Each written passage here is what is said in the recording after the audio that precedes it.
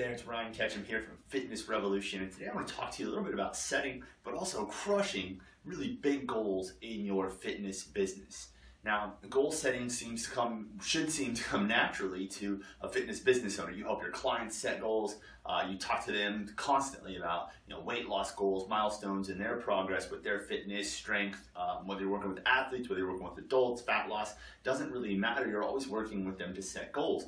But I see this giant disconnect a lot of times when we bring a fitness business owner on, we're going through a coaching program with them, or we're working with them in one of the programs that we work with them in, and they don't know how to set really clear goals. They're vague. It's not crystal clear. So I want to talk to you about how to set these goals and then how to set up a plan so that you can crush these goals so you can make constant progress. So let's talk about why this is really important. So the first thing is setting goals allows you to have a target and a focus. So when you know true north, when you know where you're headed, you always have this target to aim for. You have an outcome that you're looking to achieve within your business. So setting crystal clear goals allows you to have that target. Most of us are very driven by having that target. We're very achievement focused or goal focused. So having that allows you to have purpose in your day. It allows you to, when you get caught up and stressed out about what to do, you look down at your goals, you say, what can I do to move myself closer to that goal today? So it gives you that focus, that clarity, that purpose, right? And it's also important to have both long and short-term goals. So you have long-term goals, yearly, 3-year, 5-year goals. That's usually about as far as people can see out. So you have this yearly 2, 3, 5-year goals, whatever it might be for your business. You know where you want to go, but you also need to break those down into shorter term goals, quarterly. If you have a 5-year goal, you need to break something down annually. So we have both long and short term goals. In our immediate focus, to make sure that you're on track to hit those long-term goals, we want you to really focus on quarterly goals or monthly milestones to hit within your business so that you can eventually have the business that you want in 3 to 5 years. This is also your measuring stick. It allows you to see if what I'm doing is working. The plan that I have in place, is it working? Is it producing the results that I want? So this is your measuring stick to keep things moving forward. Next up, let's talk about looking into the crystal ball. So we've got this here. The first rule of setting goals is looking into the future of your business. You have to know the vision, know where you want to go, know what your business looks like. So I've got 3 questions here for you to look at. So what does your business look like in 5 years, in 10 years? Maybe it's just 3 years. What's it look like to you? How many employees, how many clients, what type of facility? You've got to look at that. Then we need to look at what's happened for you to get there. What has to happen for you to get there? So what are the steps that have to be in place? How many people do you have to have? You have to have 5 trainers to run your business. Then you need to be on pace to hire those trainers and have enough clients to support those trainers at certain milestones, right? So you got to know what it's going to take to get there, what type of people, how much money you're going to have, how many clients, things like that. And then what's most important? What are the most critical things that have to be done, right? There's a lot of steps to this, right? You have to figure out what is the most important and what is the most important right now. So now we look at how do we set goals, right? How do we set this up? And so you have SMARTR goal setting. That's what we're looking at right now. And this is different than the SMART goal setting that you might have been taught when you go through your fitness certification or in school. They teach us in a ton of different areas. We've created our own SMARTR goal setting. And so it's specific. You have to be very specific, measurable. So you have to be able to measure this and account for, am I on track or off track? How do I hit it? You have to know that it's attainable. So that's the third one, the A there is attainable. You have to be able to reach it.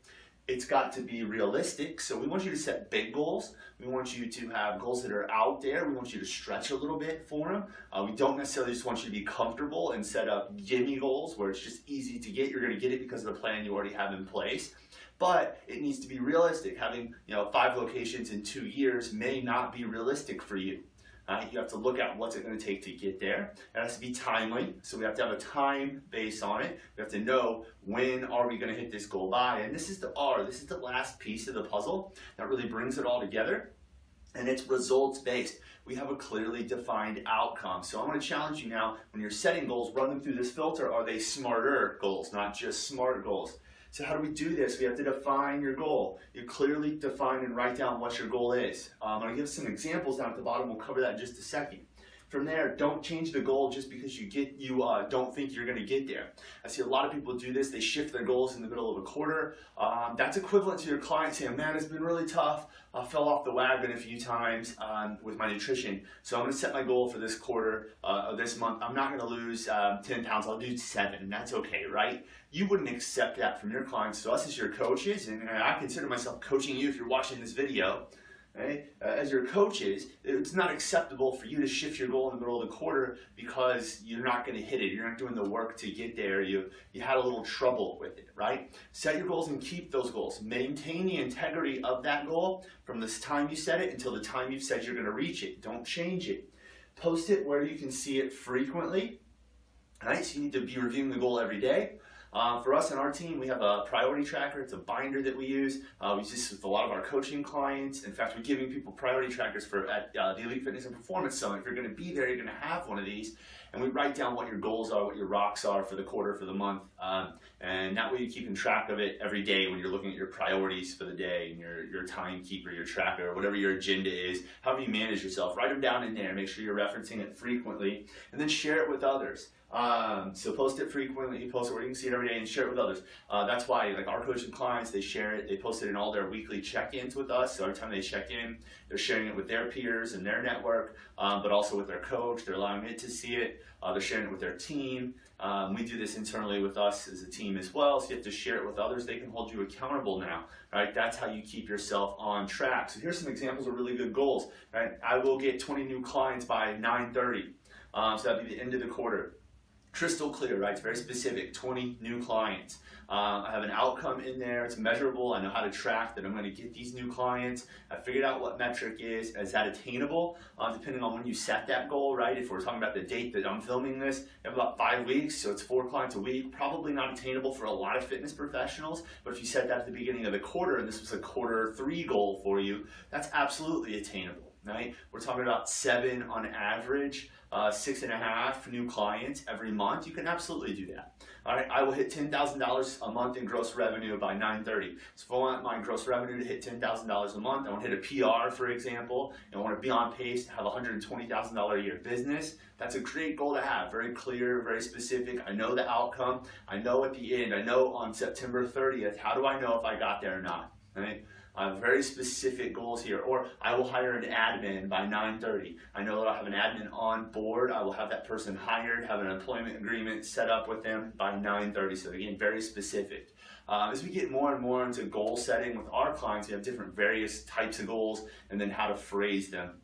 But having them set up this way and not vague. It's funny, you ask your clients to set very specific goals. How much weight? What do you want to look like? What size? Things like that. Or goals for, say, performance, you know, what time do you want to finish this race in? Do you want to make the varsity team? You know, what constitutes success? But then when you do it for your business, you leave it very vague. Usually that's a lack of confidence. So have confidence in your goals, because what we're going to do is we're going to create a plan. So just setting the goal is not good enough. If you want to crush your goals, you have to set a plan to actually hit them. So when you set a plan, you work backwards from the outcome. I want to get to 20 new clients. Okay, how many clients is that a week that I have to get? How many clients a month? Okay, what do I have to do for that? Right? If I want to get to $10,000 a month in gross revenue, well, where am I at now? What's the gap?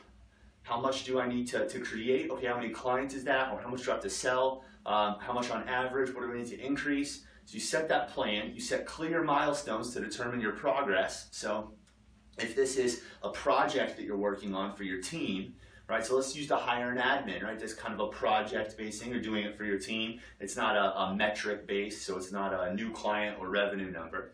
Then I hire an admin. Okay, well, I need to create the position description. I need to go through the hiring process. I need to post it. I need to have so many applicants. I need to have this many interviews. I need to have this by this certain amount of time. And then what is hired? So if I have somebody hired, I set that clear outcome. But you have these milestones to know, okay, if I have 3 months to do this, at month 1, where should I be? At month 2, where should I be? Okay, and that way you can check in on that. And remember that the 80-20 rule applies here.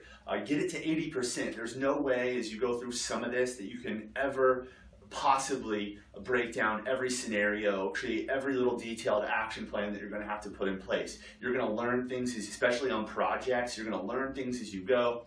In marketing, it doesn't all happen linearly. It doesn't just go straight up. So you might have to account for some ebbs and flows, some pivot points, things as you learn. But create the big pieces, right? The 20% of the activities, or the milestones, or the things you need to do to get you 80% of the way there. And as you go through, you'll fill in the other 20% of the stuff. So use the 80-20 rule here. And then finally, what we look at is just go set your big goals, right? Go set these big goals, go create your plan, and get them. And that's how you set goals for your business and also crush them. So you're constantly making forward progress, you're constantly growing, you're constantly evolving as a business owner. So if you follow the steps I laid out here, you have no problem with business growth. If we can help you with this, just let us know. There's links in the video down below. There'll be links below this video if you're watching it on the blog post, or I'll post them in social media if you're watching on social media, right? Let us know how we can help you set your goals, achieve your goals, reach bigger things within your business. We'll be back soon with another video. We'll talk to you guys later.